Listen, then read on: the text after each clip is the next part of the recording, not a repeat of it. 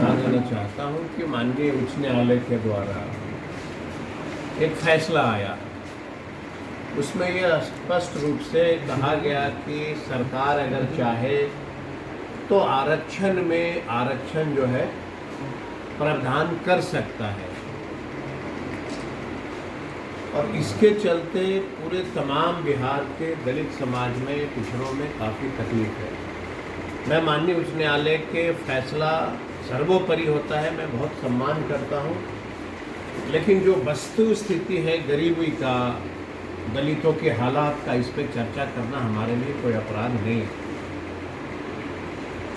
और पूर्व में भी देखा गया है कि बिहार के माननीय मुख्यमंत्री जी के द्वारा एक फैसला लिया गया था कि दलितों का बंटवारा, इसमें बिहार में दलित और महादलित शब्द का प्रयोग किया गया, और जब दलित और महादलित हुआ तो सिर्फ एक जाति, वह सिर्फ पासवान जाति को दलित में रखा गया, बाकी को महादलित में किया गया। इसका नतीजा हुआ कि पूरे बिहार के पासवानों ने टोला सेवक, विकास मित्र ऐसे नौकरियों में अपने फॉर्म नहीं भर पाया। महादलितों की जो योजनाएं आई थी उसमें पासवान जाति सिर्फ ऐसा था जिसका उसको फायदा नहीं मिल रहा था। मेरा कहना है कि जब बाबा भीमराव अंबेडकर ने संविधान बनाया और जो रिजर्वेशन हमको मिला वो एससी और एसटी के नाम पे, और यह रिजर्वेशन जो था वो सिर्फ था कि हम बराबरी के दर्जे में आ जाएं। तो बराबरी का दर्जा में अभी तक हम आए हैं कि नहीं आए हैं, इसका हमारे नेता माननीय तेजस्वी जी ने जबरदस्त तरीके से मुख्यमंत्री को पास अपनी पक्ष को रखे कि जातीय जनगणना होनी चाहिए। जब जातीय जनगणना हो गई, उसमें यह स्पष्ट रूप से दिखा कि दलितों की क्या हालात है बिहार में। 95% दलितों के पास अपना मकान नहीं, अपना एजुकेशन नहीं, कोई घर नहीं, कोई जमीन नहीं। यह मैं नहीं कहता हूँ, यह बिहार सरकार ने जातीय जनगणना के बाद स्वयं एक्सेप्ट किया कि 95% जो है लोग जो हैं आज भी गरीबी रेखा के नीचे हैं। जब सरकार ने यह मान लिया, उसके बाद फिर मैंने देखा कि केंद्र के मंत्री माननीय जीतन राम मांझी जी ने ये कहा कि 70 वर्षों से दलित जो है फायदा उठा रहे हैं, हम लोग नहीं उठा रहे। मेरा यह मानना है कि गया जिला के जनता ने आपको बहुत अच्छा मैंडेट दिया है, और यह मैंडेट पासवानों का भी था, दलित रविदास का, चौधरी का, सबका था। यह मैंडेट आपको इसलिए नहीं मिला था कि आप जाति विशेष करके जो है आप लोगों के खिलाफ करना चाहेंगे, और वह भी एक केंद्रीय मंत्री को यह बिल्कुल शोभा नहीं देता कि जाति सूचक शब्द का प्रयोग करे कि भाई ये 4 जातियों को भरपूर फायदा हुआ है। हम चुनौती देते हैं कि यह 4 जातियों का सर्वे करा लें अलग से, उनके हालात को देखें, उसके बाद ही इस तरह के भाषा का प्रयोग करना चाहिए। तो मेरा ये खंडन था कि जो हालात है बिहार में दलितों का, जिसकी शुरुआत की गई है कि आरक्षण में आरक्षण, मुझे लगता है कि बिहार के तमाम जो है लोगों में बड़ा आक्रोश है, और यह आक्रोश एक न एक दिन जन आंदोलन के रूप में जन्म लेगा, और बिहार के दलित समाज जो है अपना अधिकार स्वयं ले लेंगे। आप सबों को याद होगा कि इसके पहले भी एक फैसला आया था जिसमें पूरे बिहार के और पूरे देश के लोग ने जो है सड़क पे आंदोलन शुरू किया। उस आंदोलन में मैंने तेजस्वी जी को भरपूर बधाई दिया था कि वह पहला पार्टी था जिन्होंने आंदोलन का साथ दिया था। उसमें केंद्र के मंत्री माननीय चिराग पासवान जी के पिताजी ने भी यह आंदोलन में साथ नहीं दिया था। तो लगातार इस तरह से रिजर्वेशन पे हमला हो रहा है। आपके माध्यम से मैं आगाह कर देना चाहता हूं कि इस पे आंदोलन खड़ी होगी और बिहार का दलित, गरीब, पिछड़ा अपना अधिकार स्वयं लेने के लिए सक्षम है और लेकर रहेगा। लगातार हमला रिजर्वेशन पे की जा रही है, ये बहुत ही निंदनीय विषय है और मैं चाहता हूं कि आपके माध्यम से मैं अपील करता हूं पूरे देश के, पूरे बिहार के दलितों को कि बाबा साहब ने कहा था कि तुम्हारा अधिकार वोट से मिलता है। मत का जो है अधिकार दी गई थी। मुझे थोड़ा तकलीफ भी है कि बिहार के दलित जो है थोड़े अपने रास्ते से भटके। अगर नहीं भटके होते तो आज बिहार में जिस तरह से लगातार फैसला हो रहा है हमारे संविधान को टुकड़े टुकड़े में करने का, यह शायद किसी में हिम्मत नहीं होती। दलित महादलित देना यह एक संकेत था पहले, और यह साजिश बिहार के माननीय मुख्यमंत्री के द्वारा लगातार की जा रही थी।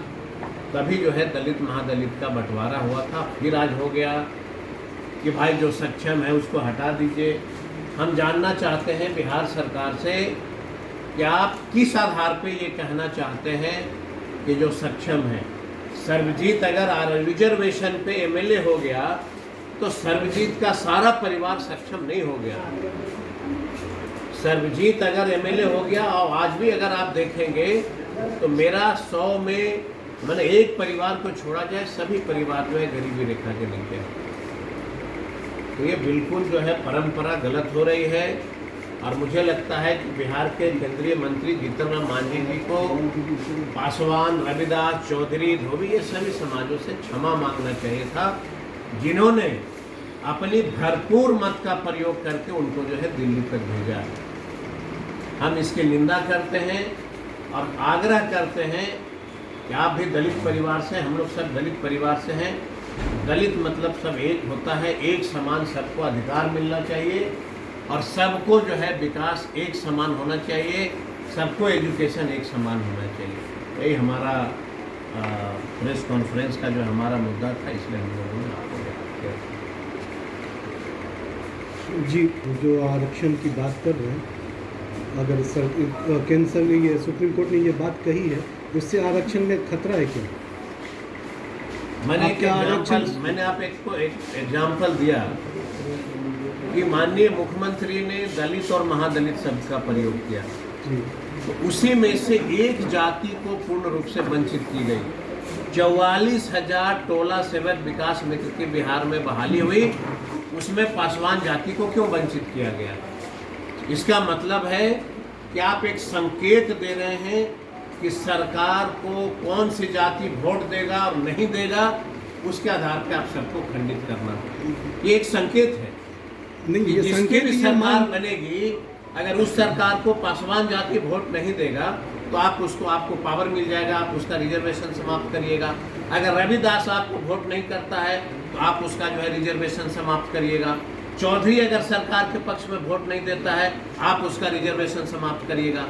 यह अधिकार अगर राज्य को मिलेगा तो पूर्ण रूप से यह रिजर्वेशन समाप्त कर दी जाएगी। अच्छा सर, आप ये मानते हैं कि जो आरक्षण की सुविधा दी गई उसका 80% भी लाभ लोगों ने उठाया है? अगर सरकार एजुकेशन की व्यवस्था अच्छी की होती सब व्यक्ति को फायदा होता। आपके पास एजुकेशन की कमी, एजुकेशन नहीं है, इंफ्रास्ट्रक्चर सही नहीं। स्कूल आपने देखा है, आप चले जाइए मंदिर की बात करने वाले लोग, मैं उसका विरोधी नहीं हूँ, हम भी रोज पूजा करते हैं, लेकिन मंदिर का निर्माण अरबों रुपया का किया जाता है और स्कूल के अंदर से छत से पानी चूता है। तो जब एजुकेशन के मंदिर से पानी चूता हो तो उस राज्य का, दलित का विकास कैसे हो सकता है? और जब बिहार सरकार ने जातीय जनगणना करा दिया और 95% दलित आज भी वंचित है रिजर्वेशन से और सुविधा से, इस जातीय जनगणना का स्टडी करना चाहिए था कि क्या हालात हैं। उसके बाद यह शब्द का प्रयोग होना चाहिए था कि कौन व्यक्ति सक्षम है और कौन व्यक्ति सक्षम नहीं है।